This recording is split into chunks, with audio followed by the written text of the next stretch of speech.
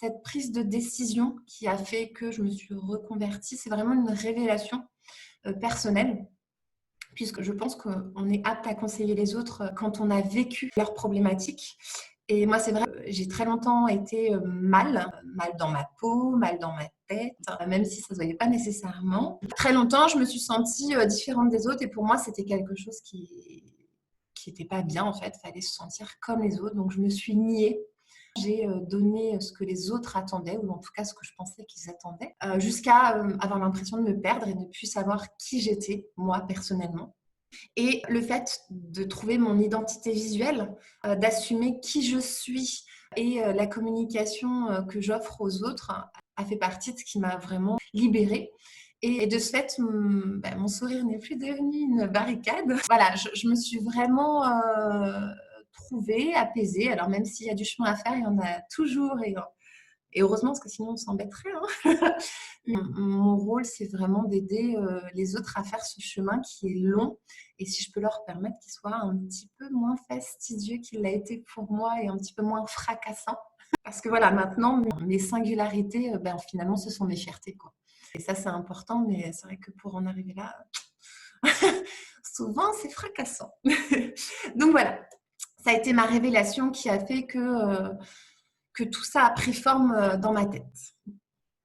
Et quand on regarde les chiffres, en fait, ce que moi j'ai vécu, c'est quelque chose de très répandu, puisque comme vous le voyez sur le slide, une personne sur 5 a souffert ou souffrira de dépression dans sa vie. C'est énorme, une personne sur 5. On sait aussi que le bien-être et l'image qu'on a de soi sont très liés, puisque c'est un cercle qui peut être à la fois vertueux, mais à la fois vicieux. Une bonne image de nous-mêmes va entraîner un bien-être. Un bien-être va faciliter une meilleure image de nous-mêmes, alors qu'une mauvaise image de soi va empêcher un bien-être et un bien-être va donner une mauvaise image de soi.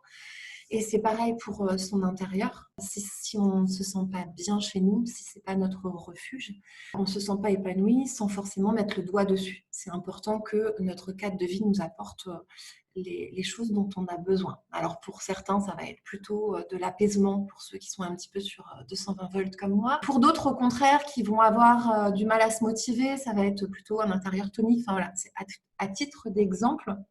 Mais on a des besoins qui sont propres à chacun et qui fait que théoriquement, il n'y a pas un intérieur qui devrait ressembler à un autre pour que chacun puisse recharger ce dont il a besoin chez lui. Il y a un autre point qui est très important, c'est également le jeu des couleurs. Comme je vous le disais, le conseil en image et la déco ont beaucoup de points de connexion et la couleur en est un très important puisque les couleurs influent sur l'humeur. Et donc, tout ça, ce sont des points qui peuvent aider à se sortir ou à éviter de tomber dans les 1 sur 5 dont je parlais au départ. Et puis, bien sûr, le point évident, mais autant enfoncer le clou, c'est que le changement est souvent signe de nouveau départ. Voilà, vous avez le pourquoi de mon activité. Il y a évidemment différentes raisons dans ce chiffre-là, mais les raisons qui se retrouvent le plus, ça va être les étapes de la vie qui malheureusement sont assez récurrentes, comme le burn-out dont on parlait tout à l'heure. Il y a aussi tout ce qui va être un divorce, un deuil. Là, je parle d'événements qui sont négatifs de façon évidente, mais ça peut aussi être des événements de vie qui troublent les repères, mais qui ne sont pas forcément vus comme négatifs à la base. Je pense que l'ambiance dans laquelle on évolue actuellement, sans parler de la crise sanitaire évidemment, mais on est quand même dans une société qui va presser, donc on est forcément fragilisé. Et je pense que c'est pour ça qu'on est sur des chiffres comme ceux-là actuellement.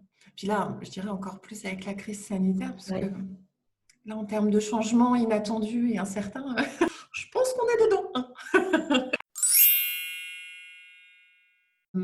Comme tu le disais, il n'y a pas une couleur pour tout le monde.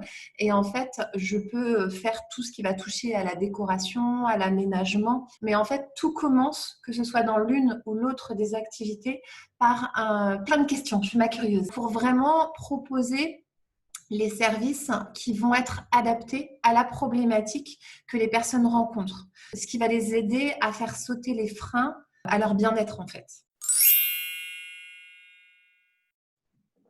Donc, il y a également la circulation, mais ça peut être la déco, ça peut être juste des inspirations. Tout ça, ça en fait partie.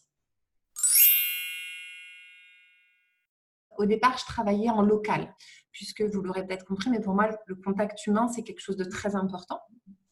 Et j'avais le frein qui m'était personnel, que ça ne pouvait passer qu'en face à face.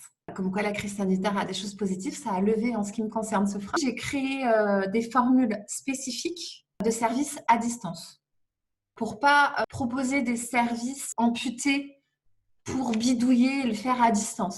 À partir du moment où les personnes parlent français, parce que je fais partie de ces vilaines personnes qui ne parlent pas anglais, donc à partir du moment où on parle français, il n'y a pas de souci. Donc ça déjà c'est la partie pour l'accompagnement en lui-même. Donc c'est par téléphone, en visio, ou tout outil permet de communiquer. Pour la partie paiement, ça peut être par PayPal, ça peut être par virement bancaire, mais en tout cas, j'ai mis en place toutes les solutions pour travailler à distance. Du coup, c'est tout à fait faisable et avec vraiment des services qui sont dédiés que j'ai adaptés pour.